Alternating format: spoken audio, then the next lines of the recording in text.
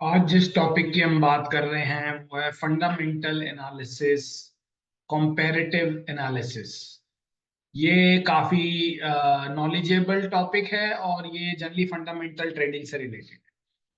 Fundamental aspect ज्यादातर बहुत कम analyst cover करते हैं। ये देखा जाता है फंडामेंटल थोड़ा सा नॉलेजेबल भी है और इससे थोड़ा ये पता भी लगता है कि आपको मार्केट्स में कुछ नॉलेज है। आज एक बहुत इंपॉर्टेंट केस स्टडी की बात कर रहे हैं, इंडिगो वर्सेस स्पाइसजेट। क्यों ये टॉपिक मैंने चुना है? क्योंकि बहुत दिनों से ऐसा एक एनालिसिस करने का मन था कि जिसमें सेम इंडस्ट्री सेक्टर की दो कंपनीज जिनका नेचर ऑफ बिजनेस सेम है और वो एक ही तरीके के बिजनेस में काम कर रही हैं, लेकिन फिर भी उनके प्राइसेस में बहुत डिफरेंस है। तो ये कंपैरेटिव एनालिसिस हम फंडामेंटल एस्पेक्ट पे डिस्कस करेंगे और आज आपको इसकी नॉलेज भी देंगे, क्योंकि ये बहुत ही एक्सक्लूसिव सेशन रहने वाला है और मुझे लगता है इससे आपकी नॉलेज बहुत बढ़ने वाली है। क्योंकि ये जनरली एक एन ये एनएसएम का पार्ट है और थोड़ा सा काफी ज्यादा चार्टेड अकाउंटेंट इस टॉपिक को कवर करते हैं। By profession I am not a chartered accountant, but I have tried my level best कि मैं आपको इस टॉपिक के बारे में जितना मैं समझ पाया हूं मैं आपको समझाऊं। इसके बाद हम बात करेंगे अपनी ट्विन शॉट स्ट्रेटेजी की, जो टेक्निकल स्ट्रेटेजी है। तो आज हम दो टॉपिक पे बात करेंगे, पहला टॉपिक फंडामेंटल, दूसरा टेक्निकल। ट्विन शॉट तो हम हर संडे कवर करते ही रहे हैं और लगातार हम आपको बताते रहे हैं कि ट्विन शॉट स्ट्रेटेजी टेक्निकल में नंबर वन स्ट्रेटेजी है। बट टेक्निकल स्ट्रेटेजीज जनरली आप सबको समझ भी आती होगी क्योंकि बहुत इजी टू अंडरस्टैंड है, कॉल और पुट के माध्यम से खरीदी जा सकती हैं। आज जो टॉपिक है वो थोड़ा फंडामेंटल है। फंडामेंटल का मतलब होता है कि आप किसी भी दो कंपनीज में से अगर डिसाइड करना चाहें कि दोनों कंपनीज में से कौन सी कंपनी बढ़िया है, और अगर आप ये मानना चाहें कि कौन कौन से फैक्टर हैं जो हमें देखने चाहिए, तो आज बहुत बड़े बड़े फैक्टर्स हम आपको दिखाएंगे, रियल डाटा के बेसिस पे दिखाएंगे।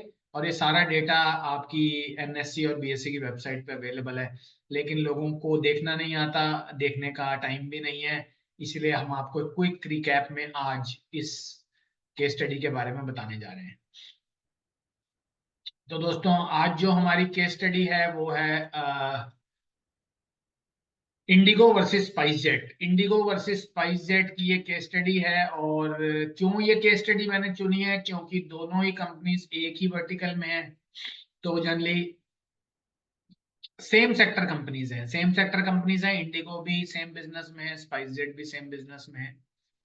लेकिन सबसे बड़ी मजेदार बात यह है कि दोनों कंपनीज के शेयर के प्राइसेस में बहुत बड़ा डिफरेंस है।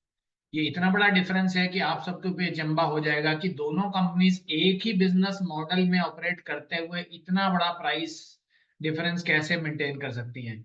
यानी कि एक शेयर इतना महंगा और एक शेयर इतना सस्ता, दोनों का ही काम एक ही तरीके के सेक्टर में है। तो दो कंपनीज का केस स्टडी है और इसको किस तरीके से मैंने एनालाइज किया है ये मैं आपको दिखाऊंगा। तो हम मैंने ये दोनों कंपनियां क्यों चुनी है, why I selected IndiGo and SpiceJet, because same sector है और सिमिलर ऑपरेटिंग हिस्ट्री है। मतलब सेम ऑपरेटिंग हिस्ट्री रही है, पैसेंजर फ्लाइट्स में ही काम करते रहे हैं। और कंट्रास्टिंग आउटकम्स है, मतलब आउटकम्स अगर आप देखें तो बहुत जमीन आसमान का फर्क है। यानी कि अगर हम ये बात करें कि शेयर के भाव में जमीन आसमान का फर्क है, और हम ये मानते हैं कि एक दो कंपनीज, अगर एक वाइन बिजनेस में कोई दो कंपनीज हैं, तो वो कंपनीज जो हैं जनरली एक ही बिजनेस मॉडल में भी अगर काम कर रही हैं तो उनके प्राइसेस में इतना बड़ा गैप नहीं होना चाहिए अगर वो ऑपरेशनल है। वो एक अलग बात है कि दूसरी कंपनी बंद हो गई है, उसका बिजनेस बंद हो चुका है, तो वो एक अलग चीज है। लेकिन अगर आप एक ही बिजनेस मॉडल में मान लीजिए शुगर में काम करते हैं, तो ऐसा तो नहीं हो सकता कि एक शेयर का एक शुगर मिल का प्राइस 100 रुपए है और दूसरी का 10,000 है। ऐसी क्या वजह है कि इंडिगो और स्पाइसजेट में हमें केस स्टडी बनानी पड़ी? क्योंकि बहुत क्यूरियोसिटी थी इस मामले में कि कौन से ऐसे फैक्टर्स हैं जो शेयर के भाव को बढ़ाते हैं, किन फैक्टर से इंडिगो का प्राइस बढ़ा हुआ है और स्पाइस जेट का प्राइस घटा हुआ है। तो सबसे पहले इनके प्राइसेस में नजर डालते हैं। इंडिगो का भाव अगर आप देखेंगे तो 5583 रुपए का भाव आपके सामने चल रहा है और स्पाइस जेट का भाव 35 रुपए है। यानी कि भाव का डिफरेंस भी आपको समझा देगा कि इतना बड़ा डिफरेंस जो आ रहा है ये क्यों है। तो ये इतना बड़ा डिफरेंस जो है ये किस कारण से है? क्या ट्रेडर स्पाइस जेट को खरीदने से बेटर इंडिगो खरीदना चाहते हैं जो कि उससे कई गुना महंगा है? मैं तो कहूंगा कितने गुना महंगा है, तो वो तो आप अंदाजा लगा लीजिए, कैलकुलेटर भी फेल हो जाएगा आपका। 35 रुपए के मुकाबले 5500 रुपए का शेयर, सेम बिजनेस मॉडल। मतलब अगर आपको आज फ्लाइट से कहीं जाना हो और आपको स्पाइस जेट की फ्लाइट मिले तब भी आप वो टिकट लेना पसंद करेंगे, अगर आपको इंडिगो की टिकट मिले तो भी आप वो लेना पसंद करेंगे। लेकिन हमारे लिए जो है ये समझना जरूरी है कि किसी भी आदमी के लिए दोनों फ्लाइट्स में कोई खास डिफरेंस नहीं है। एज अ कंज्यूमर अगर आप कोई भी फ्लाइट लेते हैं तो मेरा ख्याल आपके लिए कोई खास फर्क नहीं है, लेकिन कंपनीज में बहुत फर्क है। यानी कि आप अगर आज कहीं जाना चाहते हैं तो आप चाहे स्पाइस जेट का टिकट बुक कराएं या इंडिगो का टिकट बुक कराएं, एज अ पैसेंजर आपके लिए कोई फर्क नहीं है। क्योंकि आपके लिए एज अ पैसेंजर इसलिए फर्क नहीं है कि आपको दोनों में ही डेस्टिनेशन पे पहुंचाने की गारंटी है। प्लेन्स भी लगभग एक जैसे हैं, सर्विस भी लगभग एक जैसी है, डेस्टिनेशन पे पहुंचने का समय भी एक जैसा है। एज अ कंज्यूमर आपको जिसकी टिकट सस्ती मिलेगी आप उसमें सफर करेंगे, लेकिन कंपनीज में कितना फर्क है। मार्केट ने इंडिगो को 5583 रुपए के भाव पे रखा हुआ है और स्पाइस जेट को मात्र 35 रुपए के भाव पे रखा हुआ है। ये हमारे लिए एक बहुत सोचने का विषय है। आप भी सोचिए इस बात को, ऐसा क्या हो गया कि दोनों कंपनीज में इतना बड़ा डिफरेंस हमारे सामने देखने को मिल रहा है। तो आज हम इस टॉपिक पे चर्चा करेंगे। जनरली ये टॉपिक बहुत एडवांस टॉपिक्स में से है। स्टॉक मार्केट का सबसे डिफिकल्ट टॉपिक इसको माना जाता है, जिसको हम बोलते हैं comparative study on fundamental matrix. तो पहले तो हम आज फंडामेंटल मैट्रिक्स भी देखेंगे कि फंडामेंटल मैट्रिक्स होते हैं क्या। अभी तक आपने सुने भी नहीं होंगे ऐसे मैट्रिक्स में आज आपको समझाऊंगा और बहुत ही कोशिश करूंगा कि आपको, जो लोग अकाउंटिंग बैकग्राउंड से नहीं है, सरल भाषा में समझे। कॉपी पेन साथ में रख ले, थोड़ी बहुत कैलकुलेशन भी हो सकती है, जमा घटा भी हो सकती है, लेकिन आज आपको एक चीज जरूर समझ में आ जाएगी कि शेयर मार्केट सिर्फ टेक्निकल पे नहीं चलती। शेयर मार्केट में एक और इनविजिबल एलिमेंट है जिसको बोलते हैं फंडामेंटल मैट्रिक्स। इसका ज्ञान बहुत ही कम लोगों को है और इसका ज्ञान लेने के लिए काफी ज्यादा समझदारी की जरूरत पड़ती है, जो कि मेरे पास भी नहीं है इतनी। मैं भी टेक्निकल साइड पे बहुत कंफर्टेबल हूं, लेकिन अब मैं चाहता हूं कि मैं फंडामेंटल साइड पे भी कंफर्टेबल रहूं। तो इस केस स्टडी के माध्यम से मैंने अपना ज्ञान भी बढ़ाने की कोशिश की और आप सबको भी अपना ज्ञान देने की कोशिश की। तो ये ज्ञान आपको आज मैं देने जा रहा हूं। आज का सेशन एक्सक्लूसिव सेशन है, कोई रिकॉर्डिंग नहीं है सेशन की, लेकिन हम इस सेशन को ये समझ रहे हैं कि ये सेशन आपके नॉलेज में काफी काम आएगा। और इस कोर्स को करने के लिए लोग बहुत पैसा खर्च करते हैं फिर भी इन मैट्रिक्स को नहीं समझ पाते हैं, लेकिन मैं रियल केस स्टडी के माध्यम से एक प्रॉब्लम स्टेटमेंट मैंने बनाई है। तो प्रॉब्लम स्टेटमेंट हमारे सामने यही है कि एक इंडस्ट्री की दो कंपनियां जो कि लगभग सेम बिजनेस में हैं, एक ही बिजनेस, यानी कि ऐसा तो है नहीं कि इंडिगो कुछ और काम करता है और स्पाइस जेट कुछ और काम करता है, ऐसा नहीं है। दोनों एक ही बिजनेस में है, लगभग 100% बिजनेस मॉडल सेम है। प्लेन फ्लाइंग का काम है, इंटरनेशनल प्लेन चलाते हैं दोनों, डोमेस्टिक और इंटरनेशनल प्लेन चलाते हैं। लेकिन फिर भी प्राइस में डबल ट्रिपल का डिफरेंस होना समझ में आता था। इतना डिफरेंस हो गया कि एक, या तो ऐसा मान सकते थे कि स्पाइस जेट बंद हो गई है तो उस वजह से शेयर का भाव गिर गया है। अच्छा, जो कंपनी बहुत ज्यादा घाटे में या बंद होने की तरफ चली जाती है उनका शेयर का भाव गिर भी जाता है, लेकिन कंपनी तो ऑपरेशनल है। आज भी आप लोग, कुछ लोग स्पाइस जेट से सफर करते होंगे, कुछ लोग इंडिगो से भी सफर करते होंगे, टिकट के दाम भी यानी कि रेवेन्यू भी सेम ही है दोनों का, टिकट का भाव भी सेम है, सब कुछ सेम है, तो ऐसा क्या फर्क रहा कि दोनों के शेयरों में काफी ज्यादा उठापटक देखी जा रही है। और कई सालों से हमें देख रहे हैं कि स्पाइस जेट का शेयर इंडिगो से काफी नीचे के भाव पे ट्रेड कर रहा है। इसके कुछ मैट्रिक्स आज हम समझने की कोशिश करें। आई होप आप इस ट्रेनिंग को अप्रिशिएट करेंगे और आज आपकी नॉलेज अच्छी बढ़ जाएगी, क्योंकि अगर आप इस लैंग्वेज में शेयर बाजार में किसी से बात करते हैं तो ये लगता है आपकी नॉलेज है। टेक्निकल तो सारे ही बात करते हैं, सबके पास टेक्निकल कैंडल स्टिक, तो आज की डेट में हर 10 में से 9 आदमी टेक्निकल चार्ट्स की नॉलेज रखते हैं, लेकिन फंडामेंटल की नॉलेज 10 में से सिर्फ एक आदमी रखता है, 9 आदमियों को बिल्कुल नॉलेज रही है। तो आज हम उस टॉपिक पे बात कर रहे हैं आपके सामने। तो हम आज एक एविएशन सेक्टर की कंपनी पे बात कर रहे हैं, जो कि लगभग सेम बिजनेस मॉडल्स पे है, सेम रेगुलेटरी है, कॉस्ट एनवायरनमेंट भी सेम है, मतलब जोन भी इंडिया से ऑपरेट कर रही हैं, एविएशन सेक्टर की हैं, दोनों इंडिया से ऑपरेट करती हैं, तो हमारे लिए कोई खास फर्क नहीं है, यानी कि दोनों कंपनीज लगभग एनवायरनमेंट के तौर पे सेम कंपनीज है। एक कंपनी का नाम है इंडिगो, दूसरी कंपनी का नाम है स्पाइस जेट। लेकिन सबसे बड़ी बात है, ड्रामेटिकली इनका आउटकम, आउटकम मतलब इनके जो बिजनेस का आउटकम है वो बहुत डिफरेंट है। यानी कि हम इनका बिजनेस मॉडल तो सेम नाप रहे हैं, लेकिन आउटकम क्यों डिफरेंट है इनका, ये हम आज समझने की कोशिश करेंगे इस केस स्टडी के माध्यम से।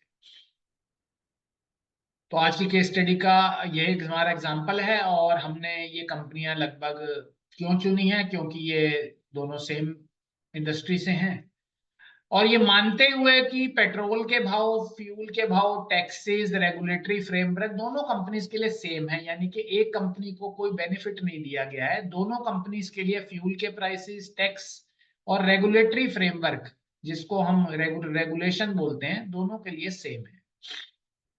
फिर भी एक कंपनी ज्यादा अच्छा परफॉर्म कर रही है और दूसरी कंपनी स्ट्रगल कर रही है, ऐसा क्यों है और ये कैसे पता लग रहा है हमें? सबसे बड़ी बात, मेरे मन की भावना नहीं है, कैसे हमें पता लगेगा? ये तो मैंने आपको ये दो कंपनियों का एनालिसिस दिया, आप चाहें तो किसी और सेक्टर की दो कंपनियां या किसी और सेक्टर का एक कंपनी का एनालिसिस कर सकते हैं, जिससे आपको पता लगेगा वो कंपनी बेटर परफॉर्म फ्यूचर में करेगी। इस एनालिसिस से हमें ये भी पता लगेगा कि वाकई कंपनी आने वाले समय में और अच्छा परफॉर्म करेगी या आने वाले समय में और अच्छा परफॉर्म नहीं करेगी, यानी कि हम उसके फ्यूचर प्रोस्पेक्ट्स को भी आने वाले समय में डिसाइड कर सकते हैं इस एनालिसिस के माध्यम से। तो आई बिलीव हमारा ऑब्जेक्टिव क्लियर है और हम क्या करने जा रहे हैं ये भी आपको समझ में आ गया होगा। तो ऑब्जेक्टिव आज हमारा क्या है, हमारी केस स्टडी के माध्यम से आज हम दोनों की फाइनेंशियल परफॉर्मेंस को इवैल्यूएट करेंगे, स्टॉक की वैल्यूएशन करेंगे। ये टर्म अपनी कॉपी पेन में लिख लेना, stock valuation, how you valuate stocks. तो आज हम कंपनीज की स्टॉक्स को वैल्यूएट करेंगे, ठीक है, और हम ये जानने की कोशिश करेंगे, हम इवैल्यूएट क्या करेंगे, हम प्रॉफिटेबिलिटी को इवैल्यूएट करेंगे, हम लीवरेज को इवैल्यूएट करेंगे, हम ऑपरेशनल एफिशिएंसी को इवैल्यूएट करेंगे। ये टर्म्स थोड़ी सी आपको अच्छी लग रही होंगी सुनने में, लेकिन समझ में आने के लिए थोड़ा बहुत हमें इसमें डीप जाना पड़ेगा। लीवरेज का मतलब क्या है कंपनी की प्रॉफिटेबिलिटी का मतलब क्या है, तो आज हम कंपनी के इन सब मैट्रिक्स को डिस्कस करेंगे, और रियल मैट्रिक्स पे बात कर रहे हैं, कोई फेक मैट्रिक्स नहीं है, बिल्कुल these are all real metrics. इस सेशन के बाद आप क्या क्या कर पाएंगे? आप इसके बाद कोर बैलेंस शीट और प्रॉफिट एंड लॉस मैट्रिक्स को एक्यूरेटली एनालाइज कर पाएंगे। आप ROE, ROC, book value per share, price to book value, P multiple, इन सबको समझ पाएंगे। अभी तो ये टर्म आपके लिए बहुत ज्यादा नई होंगी और आपको ऐसा लग रहा होगा कि हमें इसके पढ़ने की क्या आवश्यकता है और हमें क्यों पढ़ना है इतनी मुश्किल टर्म्स को, लेकिन ये टर्म्स बहुत ही आसान है। आज इनको हम आपको समझाने की कोशिश करेंगे। हम क्या एक्सेस करने की कोशिश करेंगे? हम एक्सेस करने की कोशिश करेंगे कौन सी कंपनी फाइनेंशियली स्ट्रांग है और कौन सी कंपनी फाइनेंशियली वीक है। एक ही सेक्टर में रहते हुए कंपनी की डिफरेंट वैल्यूएशंस कैसे हो सकती हैं, वैल्यूएशंस का क्या मतलब होता है, ठीक है ना। तो हम इसमें कंपनी जनरली इसी बेस पे अपने शेयर के प्राइस को वैल्यूएट करती हैं। कोई भी इन्वेस्टमेंट बैंकर आईपीओ जब भी कंपनीज को लिस्ट करता है तो इन्हीं फैक्टर्स को वो लोग देखते हैं, यानी कि कंपनी की वैल्यूएशन कौन करता है? Investment banker. इन्वेस्टमेंट बैंकर जो है वो कंपनीज को लिस्ट कराने से पहले इन सब चीजों को एनालाइज करती है। ये चीजें कहाँ मिलती हैं? ये चीजें बैलेंस शीट में मिलती हैं, ये चीजें प्रॉफिट एंड लॉस स्टेटमेंट में मिलती हैं, और हम आज उन्हीं को देखने की कोशिश करेंगे। तो हमारे लिए सबसे इंपॉर्टेंट जो है आज वैल्यूएशंस है, फाइनेंशियल स्ट्रेंथ है, और हम लोग ये मानते हैं कि ज्यादातर तो इन्वेस्टर सिर्फ स्टॉक के भाव को फोकस करते हैं, उनको और चीज से मतलब नहीं है कि भैया भाव सस्ता है तो ले लो। बट ऐसा नहीं है। किसी कंपनी का भाव सस्ता है डजंट मीन वो कंपनी अच्छी है, ठीक है ना। तो किसी कंपनी की परफॉर्मेंस जो है वो खाली प्राइस के बेस पे नहीं की जा सकती कि सस्ता शेयर अच्छा है और महंगा शेयर खराब है। आपको कंपनी की परफॉर्मेंस वैल्यूएशन अगर करनी आती है तो आप महंगे शेयर को भी खरीद सकते हैं और सस्ते शेयर को नहीं खरीद सकते। Price is not a factor है। जब हम प्योर इन्वेस्टिंग की बात करते हैं तो हम यहाँ पे बात करते हैं वैल्यूएशंस की। वैल्यूएशंस में प्राइस का कोई रोल नहीं है। प्राइस चाहे सस्ता हो चाहे प्राइस महंगा हो, इससे हमारा कोई ज्यादा खास मतलब नहीं।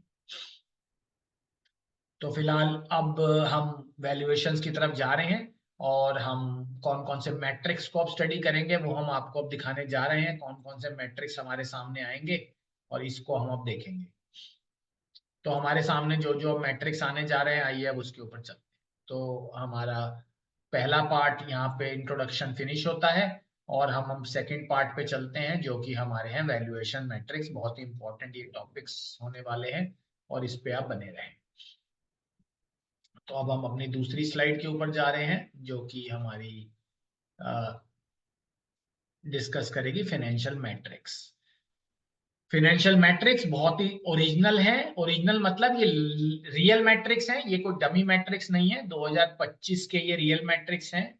सोर्सेज एनएससी प्लस स्क्रीनर, इन सोर्सेज से ये डाटा लिए गए हैं। कहाँ से लिए गए हैं डेटा वो भी मैं आपको दिखा दूंगा, आप भी चाहें तो वो डेटा वहां से ले सकते हैं। तो सबसे पहले पहला फाइनेंशियल मैट्रिक पे बात करते हैं, सीएमपी, जो कि बहुत ही सिंपल है, current market price. CMP means current market price. तो हमारे लिए पहला मैट्रिक जो है करंट मार्केट प्राइस है, जो कि इस समय हमारे लिए कहाँ चल रहा है करंट मैट्रिक्स। तो करंट मैट्रिक्स हमारे लिए इस समय जो है वो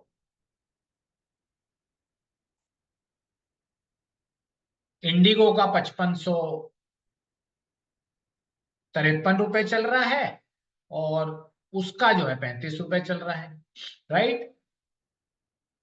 तो इस चीज को आपको समझना है।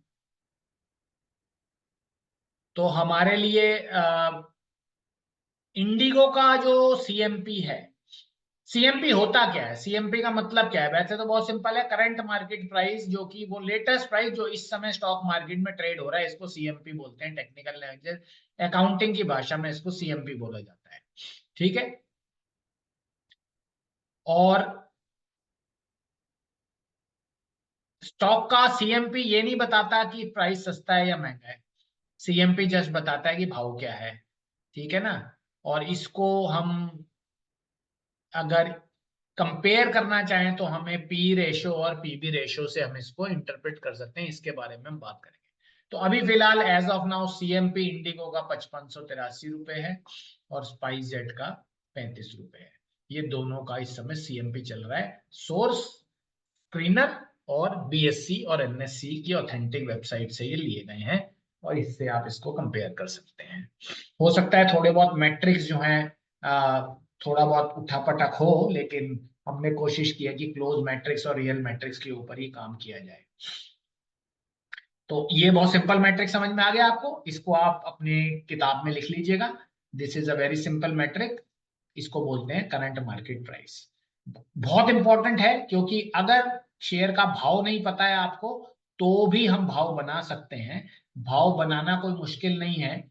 भाव अगर किसी कंपनी का नहीं है, क्योंकि जो कंपनियां अभी नई नई स्टॉक मार्केट में लिस्ट हो रही हैं, अभी देखिए अगले हफ्ते एक कंपनी लिस्ट हो रही है ग्रो, जिसका मैंने आईपीओ भी भरा है, और वो कंपनी कितने रुपए पे लिस्ट हो रही है, क्यों वो भाव रखा गया है, वो है इन्वेस्टमेंट बैंकर ने जिस तरीके से स्टॉक की वैल्यूएशन करी है उस तरीके से उसने स्टॉक का भाव डिक्लेयर किया है। तो भाव कैसे बनता है किसी स्टॉक का, क्या रूल है भाव बनाने का, स्टॉक 200 रुपए का होना चाहिए, स्टॉक 1000 रुपए का होना चाहिए। अभी देखिए आप मानिए कि आप एक इन्वेस्टर हैं, आप एक एफडीआई हैं, आप एक एफडीआई हैं और आप किसी कंपनी को खरीदना चाहते हैं इंडिया में, तो आप उस कंपनी की वैल्यूएशन तो करना चाहेंगे कि फिलहाल उस कंपनी के शेयर की जो भाव इस समय चल रहा है क्या वो वाकई सही है, क्या मुझे उसी भाव पे उसको खरीद लेना चाहिए।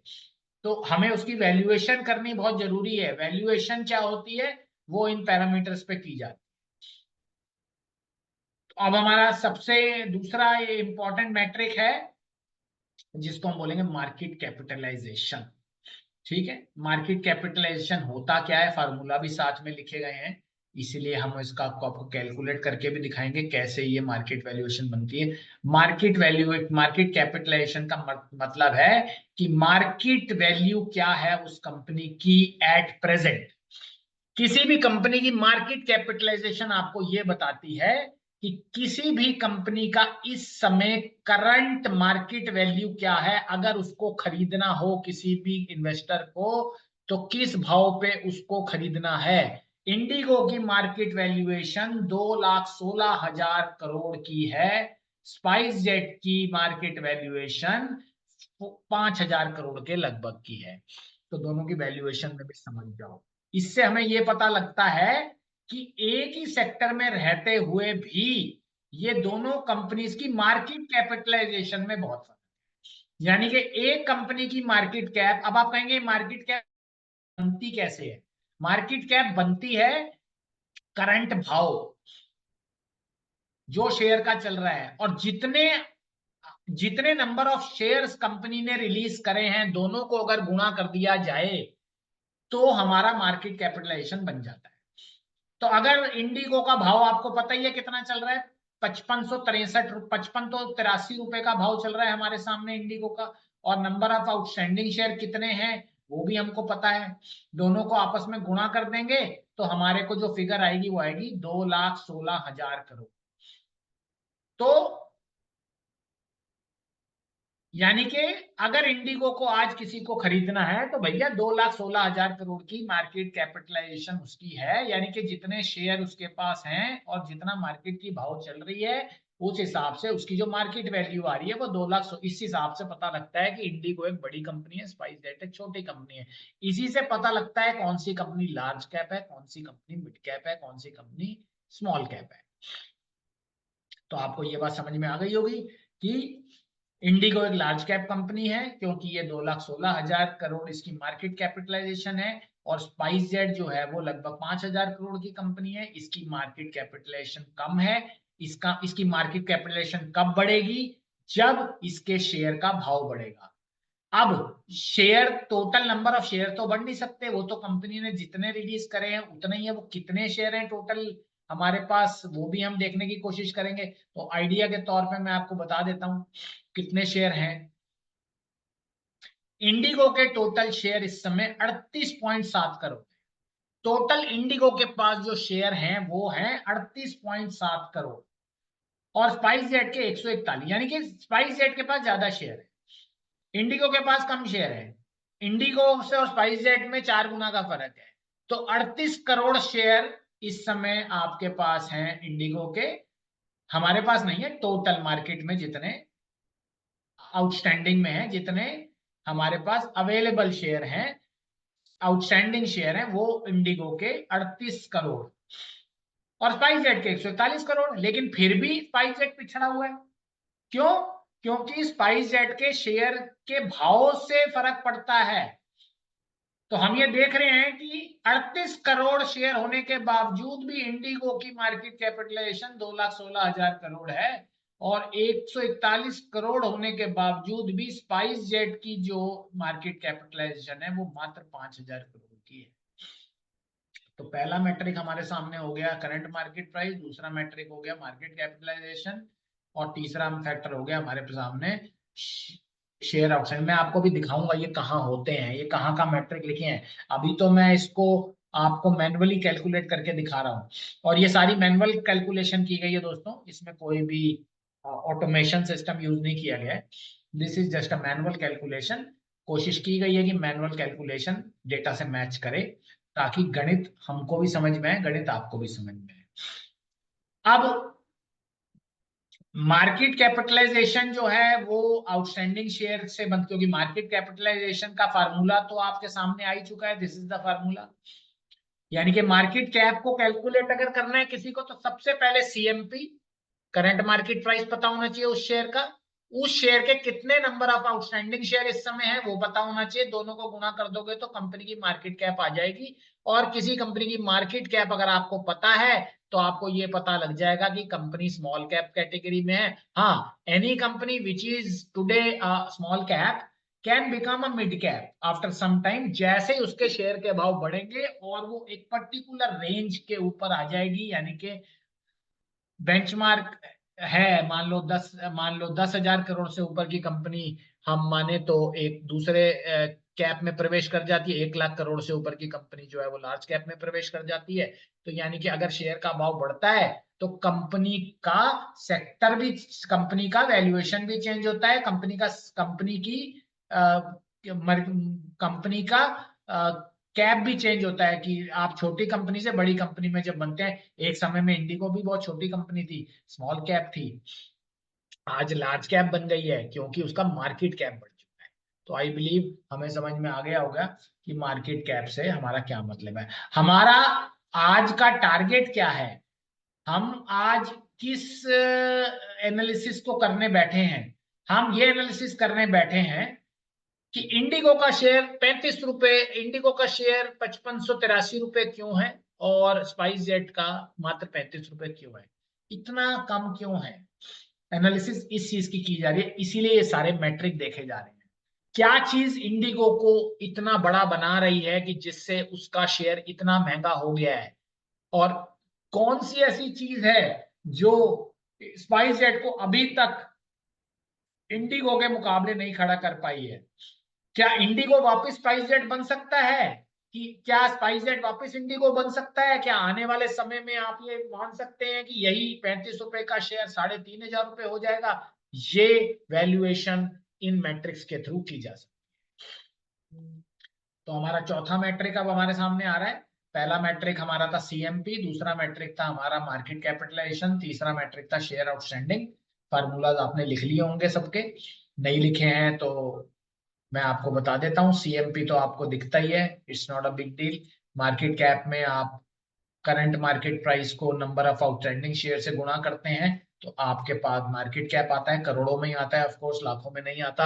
आउटस्टैंडिंग शेयर कितने हैं वो भी हमारे को निकाले जा सकते हैं, उसको निकालने के लिए भी हमारे सामने फार्मूला है, लेकिन इस फार्मूला की हम बाद में बात करेंगे।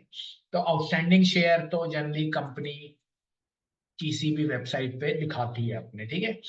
चौथा आ गया नेटवर्थ, बहुत ही इंपॉर्टेंट एस्पेक्ट। नेटवर्थ, किसी कंपनी की नेटवर्थ कितनी है। कई बार आपने नाम सुना होगा कंपनी की नेटवर्थ। इस समय इंडिगो की नेटवर्थ है 8508 करोड़, और स्पाइस जेट की नेटवर्थ है 683 करोड़।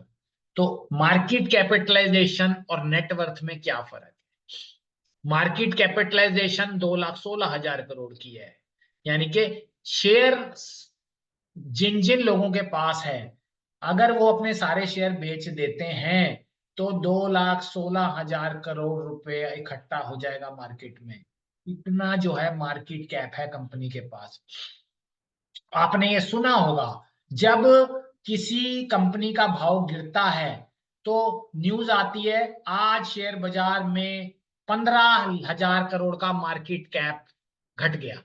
मार्केट कैप का मतलब कि कंपनी आज तो इंडिगो की 2,16,000 करोड़ की है, हो सकता है ये कल 2,12,000 करोड़ की रह जाए मार्केट कैप के हिसाब से। मार्केट कैप का मतलब है कि स्टॉक मार्केट में किसी कंपनी के कितने शेयर्स किस भाव पे अवेलेबल हैं। टोटल मार्केट कैप बताता है कि स्टॉक मार्केट में उस कंपनी की कितनी टर्नओवर है। तो इस समय हमारे सामने इंडिगो की 1,2,16,000 रुपए की टर्नओवर है स्टॉक मार्केट में और 5,000 करोड़ की टर्नओवर है स्पाइसजेट की। अब आते हैं बुक वैल्यू के ऊपर। तो बुक वैल्यू और नेटवर्थ ये बात एक ही है। इसको नेटवर्थ के नाम से भी जाना जाता है, इसको बुक वैल्यू के नाम से भी जाना जाता है, इसको इक्विटी के नाम से भी जाना जाता है। यानी कि अकाउंटिंग में बहुत कंफ्यूजन रखी गई है। अकाउंटिंग में एक चीज को एक ही स्पष्ट तौर पे नहीं बताया गया है। कई लोग इसको नेटवर्थ बोलते हैं, कई लोग इसको शेयर होल्डर वर्थ बोलते हैं, कई लोग इसको इक्विटी बोलते हैं, कई लोग इसको बुक वैल्यू बोलते हैं। यानी कि अलग अलग नाम इसके दिए गए हैं।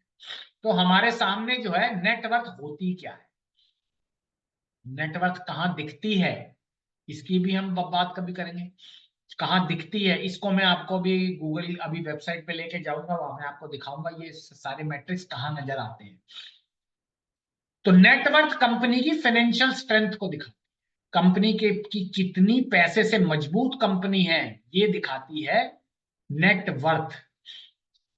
मार्केट कैपिटलाइजेशन नहीं दिखाती है कंपनी। हो सकता है किसी कंपनी की मार्केट कैपिटलाइजेशन बहुत अच्छी हो लेकिन वो कंपनी की फाइनेंशियल स्ट्रेंथ इतनी अच्छी ना हो। लेकिन फाइनेंशियल स्ट्रेंथ का मतलब हो गया नेटवर्थ। नेटवर्थ कैसे कैलकुलेट करते हैं भैया, कंपनी का पूरा इक्विटी कैपिटल, प्रमोटर ने जितना पैसा लगाया है उसके साथ कितने रिजर्व अवेलेबल हैं इस समय कंपनी के पास, वो टोटल मिला के नेटवर्थ बनती है। इंडिगो के पास इस समय माना जाता है 8508 करोड़ रुपए की नेटवर्थ पड़ी हुई है। इससे आपको समझ में आ गया होगा कि इंडिगो जैसी कंपनी 8508 करोड़ के नेटवर्थ पे बैठी हुई है।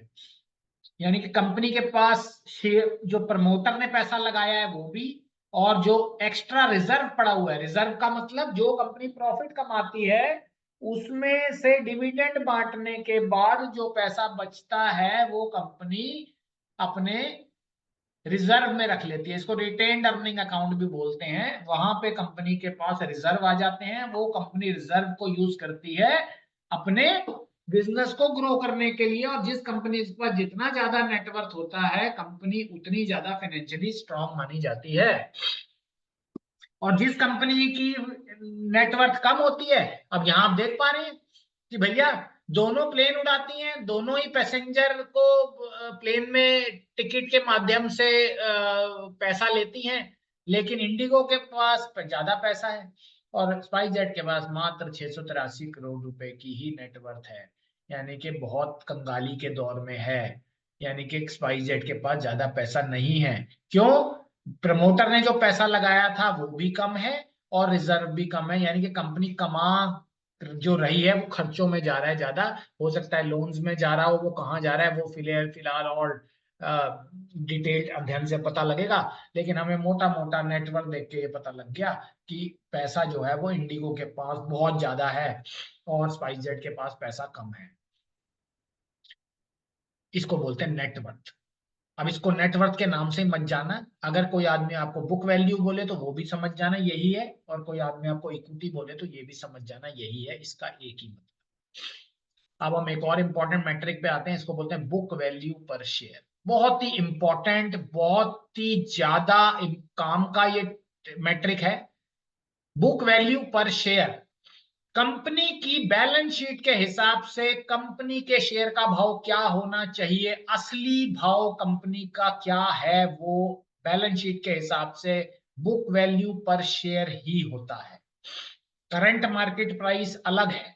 करंट मार्केट प्राइस इंडिगो का 5583 रुपए चल रहा है, लेकिन कंपनी की बैलेंस शीट के हिसाब से अगर हम माने तो 220 रुपए का कंपनी का बुक वैल्यू पर शेयर चल रहा है। अब आप कहेंगे ये कैसे हो गया भैया, 5583 रुपए का शेयर जो है वो 220 रुपए में कैसे हो सकता है? बिल्कुल हो सकता है। कंपनी की बैलेंस शीट के हिसाब से कंपनी की जो बुक वैल्यू का जो शेयर का दाम है वो 220 रुपए है। इसका मतलब है कि कंपनी का जो शेयर का भाव है वो इस समय बुक वैल्यू से ऊपर है। यानी कि इंडिगो अगर आज अपने कंपनी को बेचना चाहे तो उसकी बैलेंस शीट पे ये 220 रुपए का शेयर है। तो 220 रुपए का शेयर जो है वो आज 5583 रुपए में आप खरीदना चाह रहे हैं। आप सोच लीजिए कि किसी कंपनी की बुक वैल्यू का, जो इसको बोलते हैं BVPS, book value per share, तो बुक वैल्यू पर शेयर कहां दिखता है, इसको निकाला जा सकता है। नेटवर्थ अगर आपको पता है, नेटवर्थ मुझे पता है, इंडिगो की नेटवर्थ मुझे पता है कितनी है। नेटवर्थ मेरे पास है 8508 करोड़। नेटवर्थ मैंने निकाली हुई है, ये रही मेरी नेटवर्थ 8508 करोड़। 8508 करोड़ से अगर मैं टोटल नंबर ऑफ शेयर्स को डिवाइड कर दूं, जो कि मुझे टोटल नंबर ऑफ शेयर भी पता है 38.7 करोड़, तो मेरे को 220 रुपए का भाव मिलता है। यानी कि कंपनी के एक शेयर की वैल्यू कंपनी के हिसाब से, उसकी बैलेंस शीट के हिसाब से 220 रुपए की है, और आप उसको कितने में खरीदना चाहते हैं, 5583 रुपए में। यानी कि आप बुक वैल्यू से कितने गुना महंगा खरीदना चाह रहे हैं वो शेयर, वो आप अंदाजा लगा लीजिए कि 220 रुपए। अब ऐसा क्यों लोग करते हैं, क्योंकि लोगों को बुक वैल्यू शेयर से कोई मतलब ही नहीं है, लोगों को जानना भी नहीं है। स्पाइस जेट का शेयर बुक वैल्यू में 4 रुपए 83 पैसे का है, और इस समय शेयर जो है 35 रुपए चल रहा है। कंपनी का असली में जो भाव है वो 4 रुपए 83 पैसे है, और इसका मतलब बुक वैल्यू से ऊपर स्पाइस जेट का शेयर भी इस समय है। तो असली में अकाउंटिंग के हिसाब से अगर शेयर का भाव देखना हो तो हम बोलते हैं बुक वैल्यू पर शेयर। अब हम आते हैं price to book value ratio. अब आपको समझ में आ जाता है कि भाई किसी कंपनी की बुक वैल्यू कितनी है और कितने का प्राइस चल रहा है। तो 25 गुना महंगा है, आप ये देख लो यहां से 25.4 इंडिगो का जो है प्राइस टू बुक वैल्यू है, पीबी रेशो बोलते हैं इसको, ठीक है ना। यानी कि करंट भाव के हिसाब से जो कंपनी, करंट भाव क्या है 5583 रुपए, और बुक वैल्यू पर शेयर क्या है 220 रुपए, तो भैया 25 गुना महंगा है। स्पाइस जेट का 7 गुना महंगा है। समझ में आ गया होगा आपको। अगर मैं सीधा किसी कंपनी से पूछूं भैया अपनी प्राइस टू बुक वैल्यू बता दो, वो बता देगा जी 25 है। यानी कि मैं 25 गुना महंगा खरीदना चाहता हूँ। 25 गुना महंगा का मतलब ये है कि कंपनी कंपनी की स्ट्रांग परफॉर्मेंस है। ऐसा तो नहीं है कि कंपनी, कोई भी शेयर यहाँ पे बुक वैल्यू से नीचे जो मिल रहा है। अब क्वेश्चन ये राइज होता है कि कुछ कंपनीज के शेयर तो बुक वैल्यू से भी नीचे हैं, क्या वो अच्छे हैं? किसी कंपनी की बुक वैल्यू जो है मान लो 10 रुपए की है और शेयर आपको 5 रुपए मिल रहा है, तो क्या वो सही है खरीदना? कंपनी ने ऑलरेडी अपने अकाउंट्स की बुक में उसको 10 रुपए दिखाया हुआ है, लेकिन आपको मार्केट में 5 रुपए का मिल रहा है। इसको बोलते हैं under valued. Under valued share है ये। इसका मतलब इसमें वैल्यू हो भी सकती है, वैल्यू नहीं भी हो सकती, वो और फैक्टर देखने से पता लगेगा, क्या कंपनी बंद तो नहीं होना। लेकिन हाँ, कोई भी शेयर अपनी बुक वैल्यू से जब नीचे होता है तो ये तो बात पक्की है कि वो सस्ता है। ज्यादातर बुक वैल्यू से नीचे शेयर मिलता नहीं है। कितने गुना महंगा मिलता है वो देखने वाली बात है। इंडिगो 25 गुना महंगा है, स्पाइसजेट 7 गुना महंगा है, ठीक है ना। तो हमें कंपनी के भाव से मतलब नहीं होना चाहिए कि कंपनी का भाव क्या चल रहा है, कंपनी का भाव कितने गुना महंगा इन्वेस्टर को चेपा जा रहा है, कितने गुना महंगा इन्वेस्टर खरीदने को तैयार है।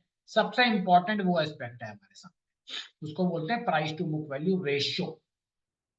बुक वैल्यू हमारे सामने 220 रुपए की, और नेटवर्थ हमारे सामने 8508 रुपए की, ठीक है ना। तो हमारे सामने जो है कंपनी की बुक वैल्यू पर शेयर निकल के आ जाती है कि हमारी कंपनी की कितनी बुक वैल्यू पर शेयर की है हमारे सामने, ठीक है। अब हम एक और सबसे इंपॉर्टेंट टॉपिक पे आते हैं, जिसको मेरा ख्याल सब लोग सुनने में तो जानते होंगे, लेकिन कितने लोगों को इसके बारे में पता है, वो आज अपने से भी क्वेश्चन कर लेना।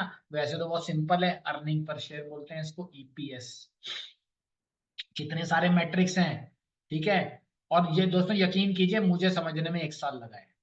ऐसा नहीं है कि मैंने एक दिन में समझा होगा, 1 साल लगा है। डिफरेंट कंपनीज की एनालिसिस की है मैंने। ऐसा नहीं है कि एक दिन में याद हो गया मुझे ये सब।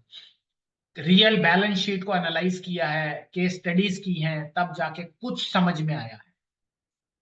लेकिन मैं आपको कोशिश कर रहा हूं कि ये सब मेहनत आपको ना करनी पड़े, इसलिए केस स्टडी के माध्यम से समझ रहे हैं। केस स्टडी के माध्यम से कोई चीज जल्दी समझ में आती है।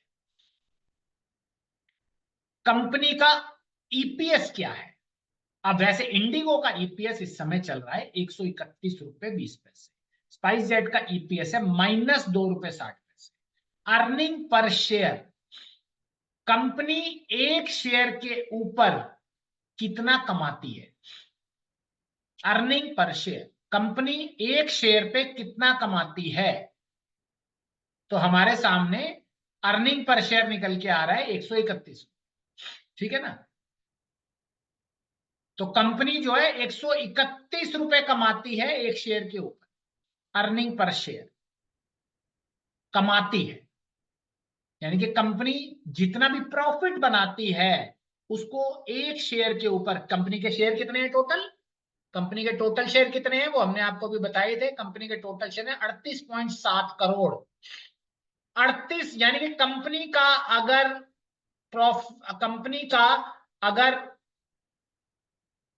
कंपनी का अगर 1 रुपए बढ़ता है तो 131 रुपए कंपनी उसमें से प्रॉफिट बना देती है, यानी प्रॉफिट जो है 131 रुपए बनाती है कंपनी शेयर के ऊपर। ये दिखाता है कंपनी अच्छी प्रॉफिट कर रही है। स्पाइस जेट 2 रुपए 60 पैसे का नुकसान कर रही है, यानी कि कम अर्न तो कर नहीं रही, घाटे में जा रही है बल्कि, यानी कि स्पाइस जेट जो है वो हर एक शेयर पे 2 रुपए 60 पैसे का घाटा कर। और कंपनी के कितने शेयर है? 1,41,000 करोड़। 1,41,000 करोड़ पे कंपनी जो है इतना घाटा कर रही है। क्या दिखाता है ईपीएस? ईपीएस दिखाता है कंपनी की प्रॉफिटेबिलिटी, कंपनी प्रॉफिटेबल है या नहीं है। यानी कि कंपनी की अगर पॉजिटिव ईपीएस है, और पॉजिटिव का मतलब क्या है? 10 रुपए 12 रुपए 15 रुपए। अब हर कंपनी की अलग अलग ईपीएस होती है, शेयर के भाव से कोई लेना देना नहीं है। शेयर का भाव कुछ भी हो सकता है, लेकिन कंपनी एक शेयर पे कितना कमाती है वो हमें पता लगता है ईपीएस के माध्यम से, अर्निंग पर शेयर के माध्यम से पता लगता है। बहुत ही सिंपल कॉन्सेप्ट है, यानी कि कुछ मैट्रिक्स हमें मार्केट कैपिटलाइजेशन बताते हैं, कुछ हमें लिक्विडिटी बताते हैं, कुछ हमें प्रॉफिटेबिलिटी बताते हैं। हर मैट्रिक अपने आप में कुछ ना कुछ हमें इंसॉल्वेंसी बताती है। हर टॉपिक का, हर मैट्रिक का अलग अलग आउटकम है। जैसे आदमी का चेकअप जब होता है तो बीपी का मैट्रिक कुछ और काम के लिए यूज होता है, शुगर का मैट्रिक कुछ और काम के लिए यूज होता है, ठीक है ना। कोलेस्ट्रॉल का मैट्रिक कुछ और काम के लिए यूज होता है, हार्ट पल्स रेट किसी और काम के लिए यूज होती है। हर एक टाइप का मैट्रिक होता है। वो यूरिया का मैट्रिक अलग टाइप के लिए यूज होता है। सारे मैट्रिक्स है, सारे मैट्रिक आदमी की सेहत को तो बताते ही हैं, लेकिन हाँ अलग अलग पार्ट्स की सेहत को बताते हैं, ठीक है ना। हो सकता है आदमी की एक मैट्रिक तो बहुत शानदार हो, यानी कि उसका ब्लड प्रेशर तो बहुत शानदार हो, लेकिन दूसरा मैट्रिक यूरिया उसका बढ़ा हुआ हो, तो इसका मतलब कंपनी के डूबने के चांसेस तो हैं, दूसरा मैट्रिक तो खराब है हमारा। तो ये सारे मैट्रिक सही चले तो कंपनी भी सही चलेगी, इनमें से कोई भी मैट्रिक खराब हो जाए तो कंपनी के कुछ मैट्रिक, इसलिए जब आप देखते हैं बैलेंस शीट में कि कंपनी ने इतना ज्यादा मुनाफा किया तो लोग बड़े खुश हो जाते हैं। टीवी पे क्या आता है? कंपनी के मुनाफा बढ़ाया, कंपनी का मुनाफा 50% बढ़ा, यानी कि कंपनी का नेट प्रॉफिट बढ़ा। लेकिन बाकी लोगों ने नहीं, किसी ने ये चीज गौर नहीं करी कि कोई और चीज घटी तो नहीं, क्या कंपनी का मार्केट कैप तो नहीं घटा, क्या कंपनी का प्राइस टू बुक वैल्यू तो नहीं घटा, क्या कंपनी की ईपीएस तो नहीं घटी। यानी कि और भी मैट्रिक हमें समझने पड़ते हैं, खाली प्रॉफिट से तो कंपनी नहीं चलती है, और भी मैट्रिक है। हो सकता है कंपनी ने अपना प्रॉफिट बढ़ाया हो लोन लेके, ये भी हो सकता है। हो सकता है कंपनी के पास कोई पुराना कर्जा आ गया हो वापस, जो कि आज तो आ गया, कल कंपनी फिर घाटे में चली जाएगी। हो सकता है दिवाली के सीजन में ज्यादा गाड़ियां बिक गई हो तो उस वजह से ईपीएस बढ़ गया, लेकिन अगले 3 महीने बाद कंपनी के व्हीकल, वो सीजन खत्म, जैसे कहते हैं रात गई बात गई, तो कंपनी का सारा प्रॉफिट वापस आ गया। तो लॉन्ग टर्म के हिसाब से हमें ये सब चीजें इवेल्युएट करनी पड़ती हैं। सेक्टोरियल वाइज भी ये चीजें काफी डिपेंड करती है कि किस सेक्टर की कंपनी का एनालिसिस कर रहे हैं। आज हम जो एनालिसिस कर रहे हैं वो है हमारे सामने एविएशन। आज हम एविएशन का एनालिसिस कर रहे हैं। तो अगला मैट्रिक हमारे सामने आता है, ये दोनों मैट्रिक भाई बहन है, ईपीएस और पी रेशो। ईपीएस को मैंने काफी अच्छी तरह समझाने की आपको कोशिश की। एक शेयर पे कंपनी कितना पैसा कमाती है, कंपनी एक शेयर पे जितना ज्यादा पैसा कमाएगी इसका मतलब कंपनी उतना अच्छा प्रॉफिट कर रही है। स्पाइस जेट नुकसान कर रही है, इंडिगो 131 रुपए कमाती है। लेकिन अब हम बात करते हैं प्राइस टू अर्निंग रेशियो के मेट्रिक की, और प्राइस टू अर्निंग रेशियो और ईपीएस को निकालते कैसे हैं। ईपीएस को निकालने के लिए जब मैं नेट प्रॉफिट की बात कर रहा हूं तो हमें समझ में आ गई है कि भाई नेट प्रॉफिट को अगर आप टोटल आउटस्टैंडिंग शेयर से डिवाइड कर दो तो आपका ईपीएस निकल आता है। कंपनी का टोटल प्रॉफिट कितना है, इंडिगो का टोटल प्रॉफिट कितना है, अगर वो आपको पता है, जो कि बहुत ही बैलेंस शीट में जो कि बैलेंस शीट में नजर आता है, कंपनी का कितना प्रॉफिट है, वो कोई ज्यादा दिक्कत नहीं है, आप देख सकते हैं। That is very easy to calculate, ठीक है ना। इसको कहाँ देख सकते हैं, अभी हम उस पर चलेंगे, ठीक है ना। तो कंपनी कितना पैसा कमा रही है वो कोई ज्यादा मुश्किल नहीं है। कंपनी डिक्लेयर भी करती है एनएससी को अपनी 3 महीने के ऑडिटेड बैलेंस शीट में। जब कंपनी क्वार्टरली रिजल्ट जनरेट करती है तो अपना नेट प्रॉफिट भी डिक्लेयर करती है, वो फिगर नेट प्रॉफिट से आ जाती है। कंपनी के टोटल आउटस्टैंडिंग शेयर आपके पास है ही, दोनों को डिवाइड कर दोगे ईपीएस सामने आ जाएगी आपके। अगर किसी कंपनी की ईपीएस कंसिस्टेंट बढ़ रही है, हर 3 महीने में ईपीएस का ग्राफ अगर ऊपर जा रहा है, मतलब कंपनी का ईपीएस का ग्राफ अगर लगातार ऊपर जा रहा है, पिछले 1 साल 2 साल 3 साल 5 साल से कंपनी का ईपीएस का ग्राफ ऊपर जा रहा है, तो समझ जाओ कंपनी प्रॉफिट बनाती जा रही है, लगातार बनाती जा रही है।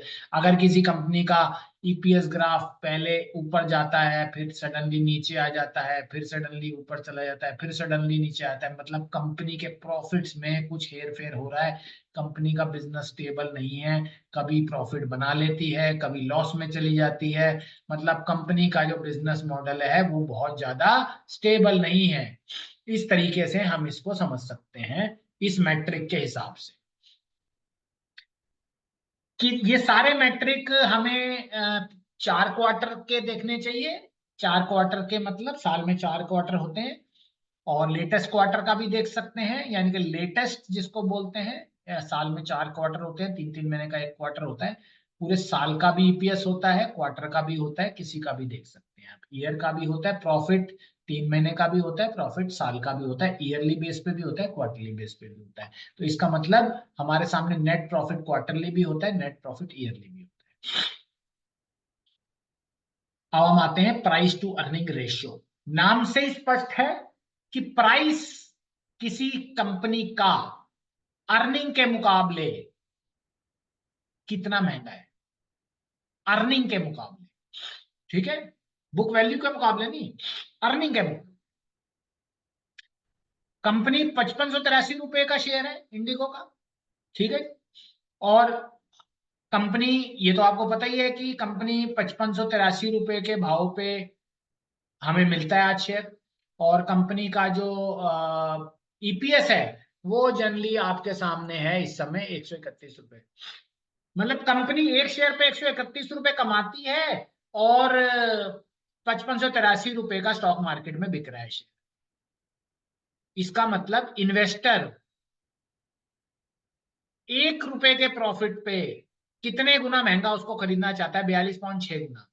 मल्टीपल, इसको मल्टीपल में बोलते हैं, 46.6 मल्टीपल। मतलब अगर हम यहां से कंपनी का शेयर खरीद रहे हैं, इन्वेस्टर खरीद रहा है, हाउ मच इन्वेस्टर पे पर 1 रुपी प्रॉफिट, 1 रुपए के प्रॉफिट पे इन्वेस्टर कितना पैसा पे कर रहा है, 42 गुना। इन्वेस्टर कहता है मुझे 42 गुना भी चल जाएगा शेयर। कंपनी के ईपीएस के मुकाबले, यानी कि कंपनी अर्निंग के मुकाबले जो भाव चल रहा है, अर्निंग कितनी है कंपनी की, ईपीएस कितनी है कंपनी की, 131 रुपए की, प्राइस कितना है 5583 रुपए का। तो आप इंडिगो में 42.6 गुना इन्वेस्टर पैसा देने को तैयार है। इन्वेस्टर कहां मिलता है, स्टॉक मार्केट में। जब आप 5583 रुपए पे शेयर खरीदते हो इंडिगो का, तो आपको 42.6% महंगा खरीदना है।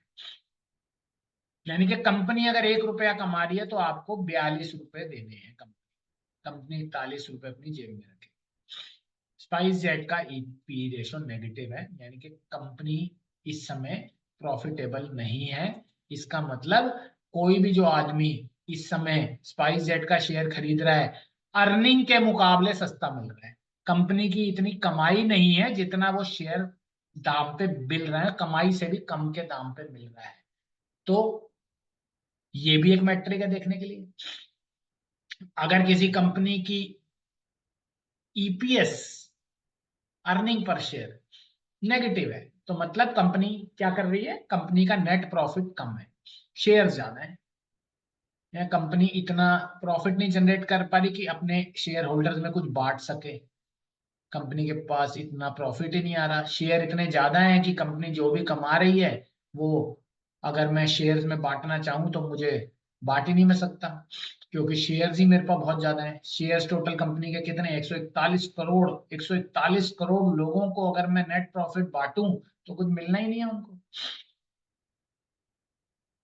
तो हमारे सामने इंडिगो की प्राइस टू अर्निंग रेशियो जो है वो इस समय आ रही है 42.6। ठीक है, तो ये हमारा एक और मैट्रिक है। अब हमारा एक और मैट्रिक है जिसको बोलते हैं एबिट। एबिट का मतलब है earning before interest and tax. EBIT कहाँ मिलता है ये भी आपको बैलेंस शीट में मिलता है। EBIT profit and loss statement में मिलता है एबिट। और प्रॉफिट एंड लॉस स्टेटमेंट में हम जो भी पैसा कमा रही है कंपनी, इंटरेस्ट और टैक्स देने से पहले जो कंपनी कमाती है उसको एबिट बोलते हैं। अगर आपका एबिट इंडिगो का कितना है, कंपनी के पास कितना पैसा कमाती है कंपनी, 18,050 करोड़ का एबिट है कंपनी का, क्वार्टरली या ईयरली हो सकता है। ईयरली है मेरे हिसाब से। 18,050 करोड़ कंपनी का अर्निंग है।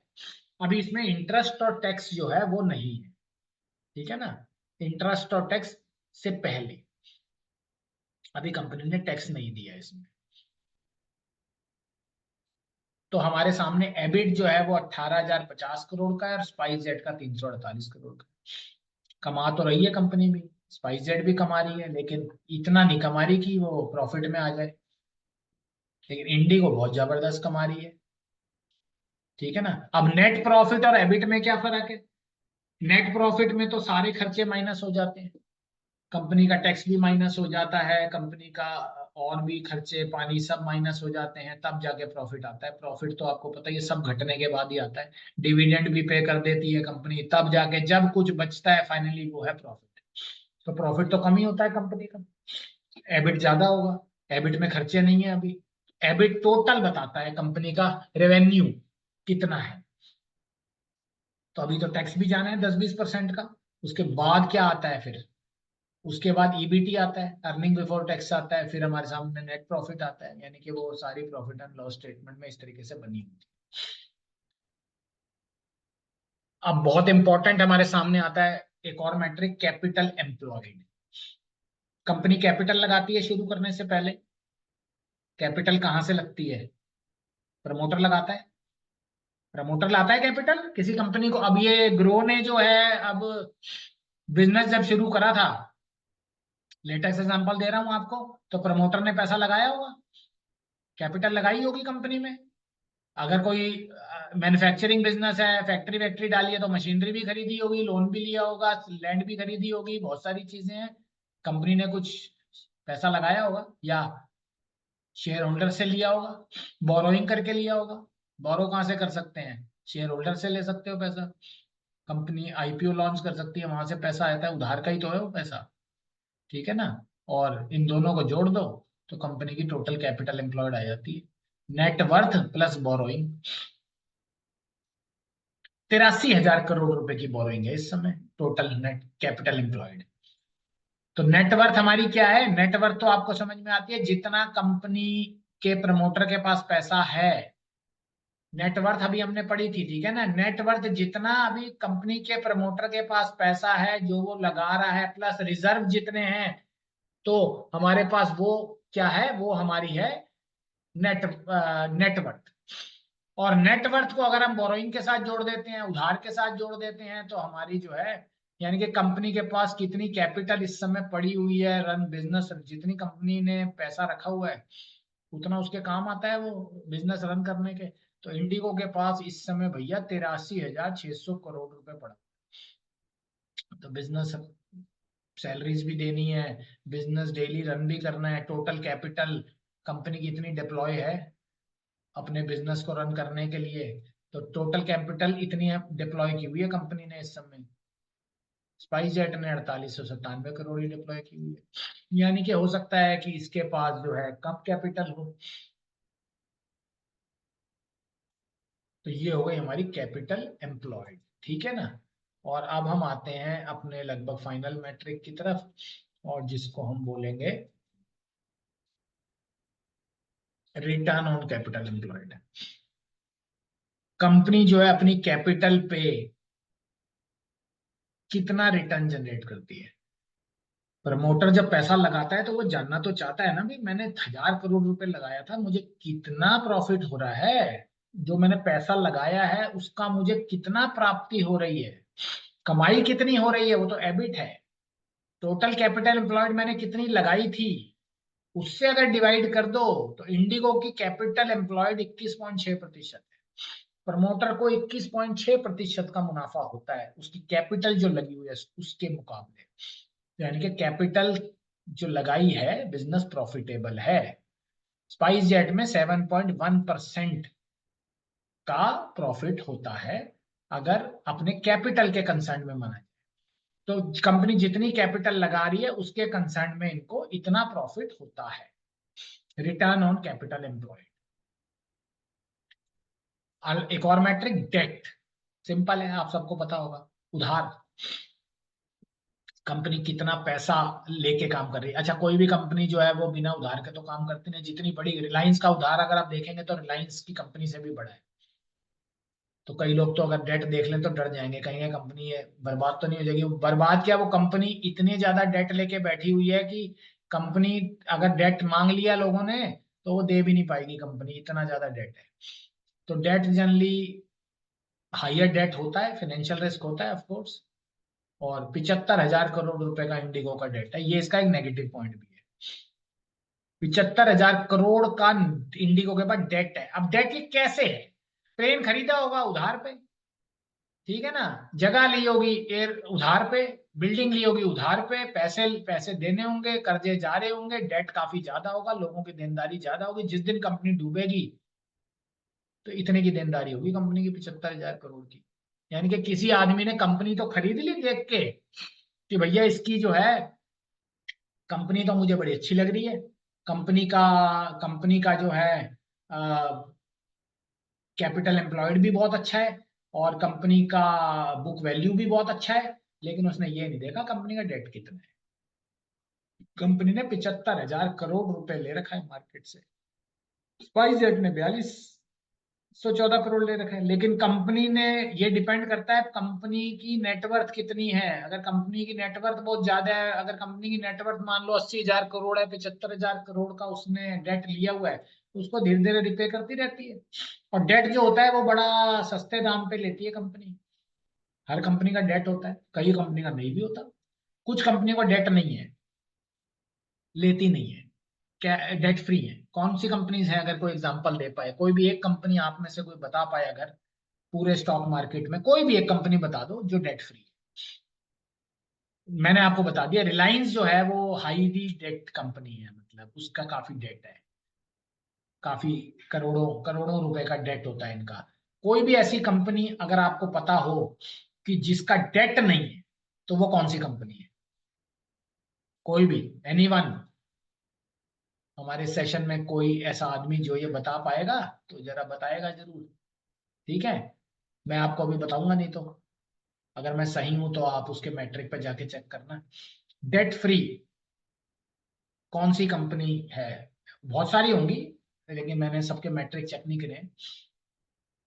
तो higher debt means higher financial risk. अब हमारे सामने आती है डेट टू इक्विटी रेशियो। अच्छा, रेशियोज क्या होती हैं, रेशियोज जनरली ये बताती हैं, परसेंटेज में आती है रेशियोज, ठीक है ना। तो हम रेशोज इसलिए निकाल लेते हैं कि करोड़ों की फिगर कौन देखे भाई, कितने गुना बस बता दो। तो रेशोज निकालने का मतलब है कि डेट के मुकाबले इक्विटी कितनी है। इंडिगो की 8.8 है, 8.8 डेट टू इक्विटी रेशियो है, 6.2 स्पाइस जेट की है, ठीक है ना। तो यानी कि हमारे केस में यहाँ पे इक्विटी के टोटल जो डेट है वो इक्विटी के मुकाबले 8 गुना है। कंपनी की जो टोटल डेट है वो 8 गुना है नेटवर्थ के अकॉर्डिंगली। ज्यादा है, ज्यादा है, कंपनी का डेट ज्यादा है, ऑफ कोर्स ज्यादा है, क्योंकि ये एयरलाइन बिजनेस में डेट बहुत ज्यादा होता है, इसीलिए तो विजय माल्या भागा था। डेट बहुत ज्यादा था ना, डेट बहुत ज्यादा है एयरलाइन जैसे बिजनेस में, डेट बहुत ज्यादा है। अब कौन सी ऐसी कंपनी है जिसका डेट नहीं है? वो है IT, Infosys, zero debt. Debt है ही नहीं, बिल्डिंग भी अपनी है, बिजनेस भी अपना है, मशीनरी है नहीं, कुछ है नहीं, प्लेन खरीदे नहीं हुए, फैक्ट्री है नहीं, कुछ भी नहीं है। Software industry is a debt free, full on cash. तो अगर आप आईटी कंपनी के पास जाके देखेंगे तो सब कुछ उनका अपना है, उधार का कुछ नहीं है, डेट फ्री है। इसीलिए इन कंपनियों को सबसे रोबस्ट कंपनी में माना जाता है, जिस कंपनी का उधार ही नहीं है। आज इंडिगो डूबी तो भैया इतना पैसा कर्जदारों को देना है, शेयर होल्डर का तो नंबर कब आएगा वो तो बात की बात है। यानी कि सबसे पहले तो कर्जदार आएंगे जब कंपनी इंसॉल्वेंसी में जाएगी। तो ये सब चीजें हमें बैलेंस शीट में दिखती है। अब डेट टू इक्विटी रेशियो हमें बता देती है कि डेट इक्विटी के मुकाबले कितना है, ठीक है। तो अगर आपको कम कम दिखे, कम दिखे, एक से कम दिखे, दो से एक, एक से और कम आ जाए तो बहुत अच्छी बात है। कई कंपनियों का वन, बिलो वन है, कई कंपनीज का बिलो वन है। तो बिलो वन का मतलब क्या होता है कि कंपनी डेट तो बड़ा कम है, कंपनी का डेट बहुत ही कम है। तो जिन कंपनीज का डेट बहुत कम है वो कंपनीज जो है वो, ऐसा नहीं है कि वो ग्रो, भाई आपने उधार नहीं लिया हो तो बिजनेस तो चलाना ही पड़ेगा।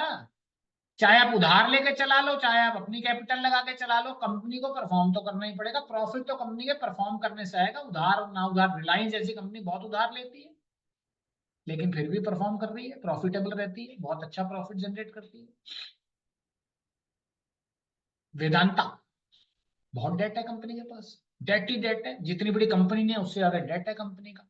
लेकिन कंपनी जो है अपने कर्जदारों को ज्यादा नहीं देती, सब ट्रेडर, सब इन्वेस्टर को बांट देती है पैसा डिविडेंड की शेप में। क्यों ऐसा करती है वेदांता? I don't know. उसको पहले अपने उधार चुकते करने चाहिए, लेकिन वो उधार चुकते नहीं करती है। वो कंपनी जो है लोगों में पैसा बांटती है, इन्वेस्टर को खुश रखती है, कर्जदार को देती रहती है थोड़ा थोड़ा पैसा करके। उनके भी डेट बहुत ज्यादा है। कहाँ दिखता है डेट? बैलेंस शीट में दिखता है डेट आपको, ठीक है ना। तो ये हमारे सामने जो है फिलहाल मैट्रिक है, और एक दो और मैट्रिक रह गए हैं, current asset and liability.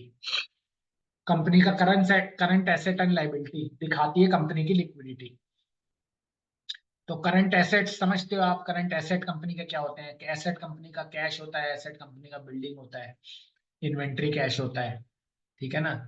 Company ने जिनसे पैसा लेना है वो कंपनी का करंट एसेट होता है, पैसा लेना भी है वो भी तो करंट एसेट ही है।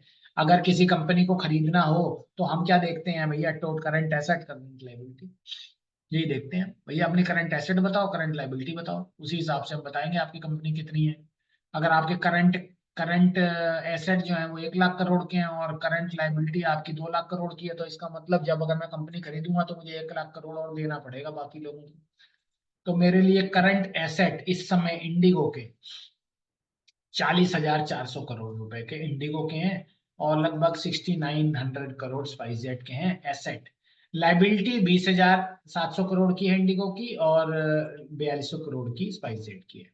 यानी कि दोनों ही शेप में इनके एसेट ज्यादा हैं और लाइबिलिटी कम है। ये करंट एसेट है। करंट एसेट का मतलब ये कि किसी भी समय कैश किया जा सकता है, लिक्विड पैसा पड़ा। अगर यही करंट एसेट आप इन्फोसिस के देखेंगे तो बहुत ही जबरदस्त नजर आएंगे। कंपनी कैश इन हैंड बैठती है, कंपनी के पास कैश ही कैश अवेलेबल होता है। तो ये बोलते हैं current asset and liabilities. Current ratio, अब हम रेशो की बात कर रहे हैं, ठीक है। एसेट के मुकाबले कितनी लायबिलिटी है कंपनी की? एसेट के मुकाबले कितनी लायबिलिटी है? 0.91%। 0.9% इंडिगो की करंट एसेट के मुकाबले लायबिलिटी है और 1.3% की हमारे सामने लायबिलिटी है। यानी कि अगर ये 1 से कम हो, अगर ये 1 से कम हो तो कंपनी के पास अच्छा पैसा है।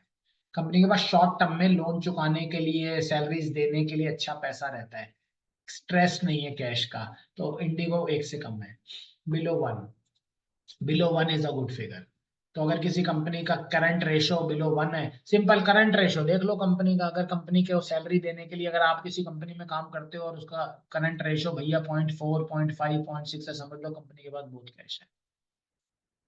ठीक है ना, क्विक रेशो।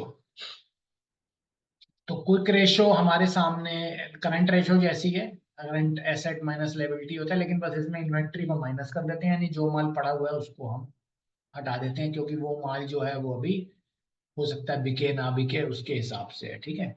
फाइनल मैट्रिक बहुत इंपॉर्टेंट, लास्ट मैट्रिक हमारा रिटर्न ऑन इक्विटी, सबसे इंपॉर्टेंट मैट्रिक, इक्विटी पे कंपनी कितनी रिटर्न जनरेट करती है। ठीक है। कंपनी शेयर होल्डर के पैसे पे कितना पैसा बनाती है।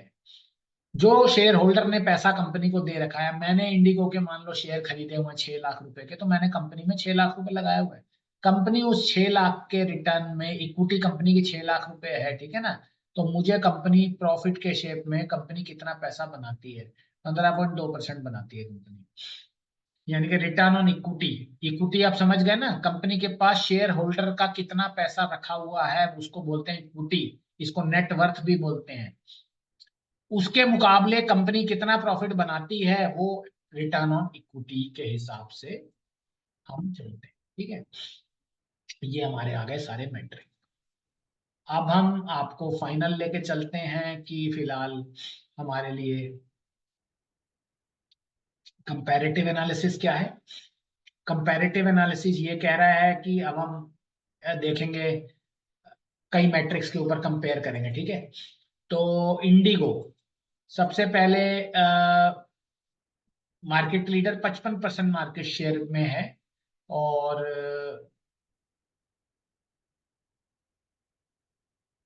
स्पाइस जेट जो है वो इतना मार्केट शेयर नहीं है, मतलब फाइनेंशियली कंपनी डिस्ट्रेस्ड है। ये डेटा के बेस पे निकाला गया है, लेकिन अब मैं आपको फाइनल डेटा दिखाता हूँ। तो इंडिगो में करंट मार्केट प्राइस जो है 5583 रुपए का है, और स्पाइस जेट का 35 रुपए का है। मार्केट कैप 2,16,000 करोड़ का, 2,16,000 करोड़ का है, और इसका 5,000 करोड़ का है। मार्केट कैपिटलाइजेशन के नजर में, और नेटवर्थ की अगर हम बात करें, तो नेटवर्थ इंडिगो की 8500 करोड़ की है, और बुक वैल्यू पर शेयर 220 रुपए का है। प्राइस टू बुक वैल्यू 25.4 गुना है। स्पाइस जेट में हमारे सामने 683 का नेटवर्क है, बुक वैल्यू पर शेयर 4.83 है, मतलब कंपनी का बुक वैल्यू के मुकाबले कंपनी 4 रुपए 83 पैसे के शेयर को दिखाती है अपनी बुक्स में, और आपको 35 रुपए पे बेचती है। और प्राइस टू बुक वैल्यू के मुकाबले कंपनी का शेयर 7 गुना महंगा आपको मिलता है, इंडिगो का शेयर आपको 25 गुना महंगा मिलता है। ये इस मैट्रिक को दिखाती है। ठीक है ना। प्रॉफिटेबिलिटी के तौर पे सबसे इंपॉर्टेंट फैक्टर है नेट प्रॉफिट, जो है वो इंडिगो का 7253 करोड़ रुपए का है फाइनेंशियल ईयर 2025 का। कंपनी एक शेयर के ऊपर 131 रुपए कमाती है, और कंपनी 42 गुना महंगा शेयर इन्वेस्टर को देती है। स्पाइस जेट मात्र 58 करोड़ कमाती है। अब यहाँ पे डिफरेंस है, क्योंकि नेट प्रॉफिट स्पाइस जेट का मात्र 58 करोड़ रुपए है, और इंडिगो का 7200 करोड़ रुपए का है। यही दिखा रहा है कि दोनों कंपनियों में कितना डिफरेंस है। अब नेट प्रॉफिट इंडिगो का ज्यादा आ रहा है, और इसका अर्निंग पर शेयर भी ज्यादा है, यहाँ 131 रुपए कमा रही है, और स्पाइस जेट मात्र 2 रुपए 62 पैसे कमा रही है। ठीक है ना। और यहाँ से मेन फर्क समझ में आ गया होगा आपको कि कंपनी का जो भाव है वो इसी बेस पे बेच रही है। 5583 रुपए जो कंपनी ले रही है आपसे, वो किस बात के ले रही है। 5583 रुपए मार्केट में जो आप पे कर रहे हैं इंडिगो को, वो इसकी प्रॉफिटेबिलिटी के अकॉर्डिंगली पे कर रहे हैं, कि भैया 7253 करोड़ रुपए कंपनी कमाती है एक साल में, और टोटल आउटस्टैंडिंग शेयर कंपनी के 39 करोड़ से, और कंपनी एक शेयर पे 131 रुपए कमाती है। ठीक है ना। 42 गुना महंगा शेयर आपको देती है। स्पाइस जेट तो महंगा शेयर दे ही नहीं रही है, क्योंकि प्रॉफिट के मुकाबले में कंपनी का जो भाव है बहुत ही सस्ता है। इस वजह से कंपनी का शेयर हमें महंगा मिल रहा है। ऑपरेशनल एफिशिएंसी, ऑपरेशनल एफिशिएंसी का मतलब कंपनी के पास लगभग 18, इंडिगो के पास 18,000 करोड़ रुपया आता है एबिट के तौर पे, इतनी सेल्स करती है कंपनी। और कंपनी ने 83,600 करोड़ रुपए की कैपिटल को डिप्लॉय किया हुआ है, यानी कि कंपनी ने प्रमोटर और बोरोइंग के तौर पे 83,000 करोड़ रुपए इस समय डाले हुए हैं। Return on capital employed, company जो है कैपिटल जितना लगा रही है, हर एक कंपनी 21% रिटर्न कमाती है अपनी कैपिटल, यानी प्रमोटर ने 83,000 करोड़ रुपए लगाया हुआ है तो 21.6% की रिटर्न कंपनी जनरेट करती है। यानी कि कंपनी का जो सेल्स का रेवेन्यू आ रहा है वो टैक्स और इंटरेस्ट के बगैर 18,000 करोड़ का है। स्पाइस जेट का मात्र 348 करोड़ का है। कैपिटल एम्प्लॉयड मात्र 4800 करोड़ है। यानी कि ज्यादा प्लेन होंगे कंपनी, इनके पास ज्यादा कैश भी होगा, इनके पास बोरोइंग भी ज्यादा होगी, कंपनी के हार्ड कैश में ज्यादा पैसा रखा हुआ है, सैलरीज देने के लिए सही समय होता होगा, मैन पावर भी अच्छी रिलीव करती हुई। कैपिटल एम्प्लॉयड स्पाइस जेट के पास ज्यादा नहीं है, इसलिए कंपनी कैश करंट से गुजरी है। इस चक्कर में हमारे को इसमें दिक्कत आती होगी। अब आते हैं लिक्विडिटी एंड सॉल्वेंसी रेशियो। तो debt to equity ratio IndiGo की 8 गुना है, मतलब 8 गुना डेट है कंपनी के पास, ठीक है ना, और यहाँ पे 6 गुना है। ये लगभग दोनों का डेट बढ़ा हुआ है। इस मामले में दोनों कंपनियां बराबर है, क्योंकि सेक्टर ही ऐसा है, एविएशन सेक्टर ही ऐसा है कि डेट ज्यादा ही है इनके पास, लेकिन फिर भी डेट को प्रॉफिट से कवर किया जाता है। यानी कि डेट को, किसी कंपनी का डेट ज्यादा है तो प्रॉफिट ज्यादा बनाओगे तो डेट कवर हो जाएगा। अब हमारे सामने भैया जो आउटकम आया है वो यही है कि इंडिगो एक स्ट्रॉन्ग प्रॉफिटेबल कंपनी है, better return on capital employed है, better stable balance sheet. SpiceJet हमारी फाइनेंशियली वीक कंपनी है और अभी फिलहाल कैश करंट से गूंज रही है, इसीलिए आने वाले समय में क्या होगा, आइडिया का भी यही हाल है। आइडिया के भी अगर आप कैश स्टडी करोगे तो कंपनी डूबने वाली है, कंपनी नहीं डूबने वाली, ये सारे स्टेट आपको बताएंगे, ठीक है ना। तो अल्टीमेटली कंक्लूजन क्या निकला हमारा, कंक्लूजन निकला कि इंडिगो एक हाई वैल्यूएशन कंपनी है और एफिशिएंसी बहुत, ऑपरेशनल एफिशिएंसी और प्रॉफिटेबिलिटी बहुत अच्छी है, बहुत स्ट्रांग है।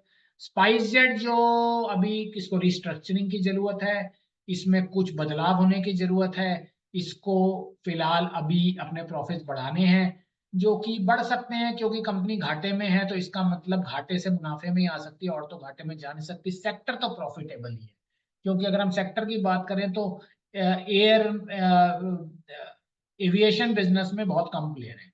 तो हमारे सामने फिलहाल ये एनालिसिस रहा हमारा फंडामेंटल लेवल पे, मेट्रिक लेवल पे ये सारा वैल्यूएशन हमारे सामने रहा है। तो अब हम आपसे जुड़ते हैं दोस्तों अगले 5 मिनट के बाद, और हमारा दूसरा सेशन जो शुरू होने वाला है वो रहेगा हमारा आज का हमारा रेगुलर टॉपिक, जो कि हमारा है ट्विन शॉट। तो ये हम लगभग शुरू करेंगे दोस्तों 4:30 पे। तो इस पे हम वापस लौट के आएंगे, तब तक आप ब्रेक लीजिए, बने रहिए, हम इस सेशन पे 15 मिनट बाद लौट के आएंगे। Thank you very much.